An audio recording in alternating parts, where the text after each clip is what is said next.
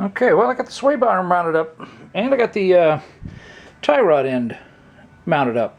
Um, the tie rod end is off a four-wheel drive hard body, I think, maybe a 720 hard body or 720 four-wheel drive. Not exactly sure. Should be plenty of adjustment in there. The nuts, I backed them off in case I needed to turn the turnbuckle in, but that's not the case. If you can, let's see if we can get an angle on here. This is a idler arm off a 521, so basically that should hold that tie rod end right about where I need it height-wise. Okay, but if we can get an angle here, maybe, you can see that it's angled toward the frame a little bit, which means that I would need to lengthen the tie rod just a little bit. So this is where we're sitting right now. We're sitting at ride height. The sway bar is pretty much level with the frame. My wife's 521 sitting at ride height, and her sway bar is right there. I measured the end link, and the end link's at 4 inches, and that's basically where that's sitting right there. The center punch, or the whatever the heck the proper name is, centering punch, something like that. That is sitting there to give an idea where it will hit the arm. So what I'm thinking about doing, and this isn't a very good pointer, but where this steering stop is, this has been cut off and it's just barely hanging on there right now. I'd have to tack it back on, but if it gets cut over here, then it could get bent in and re-welded to the arm and maintain its function and structure out here and everything. Then that could be flattened off just a little bit, and a 1/4 inch piece could be welded on there that would come over and sit down on another tab back here, and that would be more than strong enough. I probably wouldn't even do 1/4 inch unless I had a bunch of other stuff cut in 1/4 inch, but basically there'd be a floating sway bar mount, and then the end link would need to get shortened up probably 2 inches, and then I think everything would be copacetic.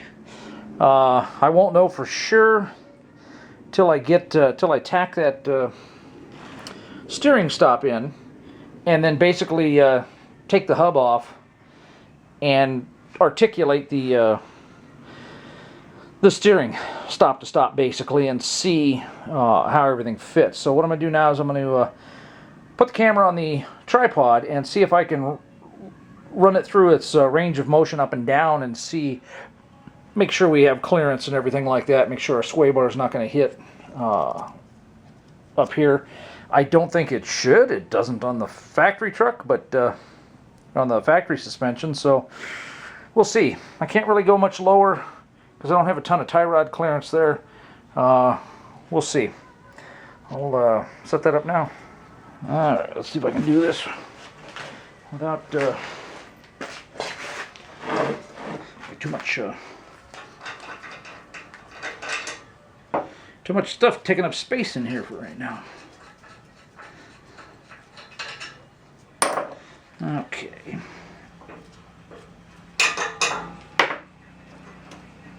Oh, I sucked that one in. Yeah, I was pretty much expecting that. Of course I was. It was all planned. Okay, so if we go back down about that where that was, yeah, I still got close to half a finger there. Tie rod end is got plenty of clearance there. So let's oh yeah, that doesn't even get close there. Why would it? It doesn't angle in. Okay, let's see if I can hold this up here, and that's about where that would go.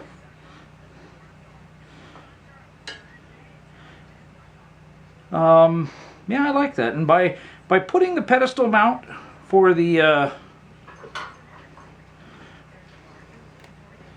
it looks like I should have enough clearance. I'm fighting the tension rod, the TC rods now too.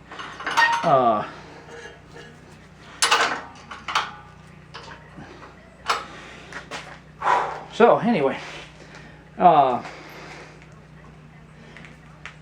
joint clears, the tie rod end clears over here until I can start running it through its, looks like it should clear all the way, and that won't get any closer because the idler arm, or the pitman arm rather, would hold it in its position. So far everything looks like it should be good to go. Anyway, what I started to say here was down here, by having a, instead of drilling and going through the arm here, which presents a couple of challenges. That surface is tapered way too much for the end link, you know, the bushings on there to absorb that angle. So I would want it more flat. So by putting another plate on here, that also gets us a flat surface further out, so that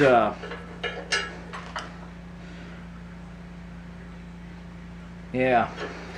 So anyway, it'll be more in line with the sway bar hole there. Okay, I think that killed a couple of birds there. It looks like our clearance and everything's going to be okay. The only thing I can't do right now, which I'm probably going to have to get Dave to come over and give me a hand, because trying to hold that sucker up and articulate it left and right and that stuff is going to be a good bit of a challenge.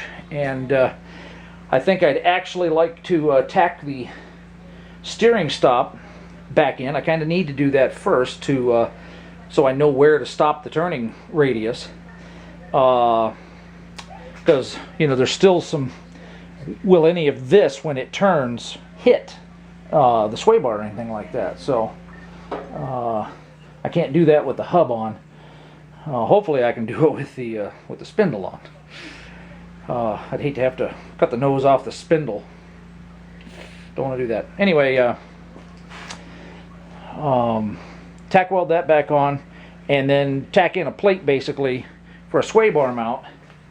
Set up some kind of end link on there, and then it would be worthwhile checking all the turning radius and all that kind of stuff. And if everything clears, the last thing I have to get dimensions on, basically stuff like that, is the spacer for down here on the arm to hold the arm forward and that stuff. So looking really good so far.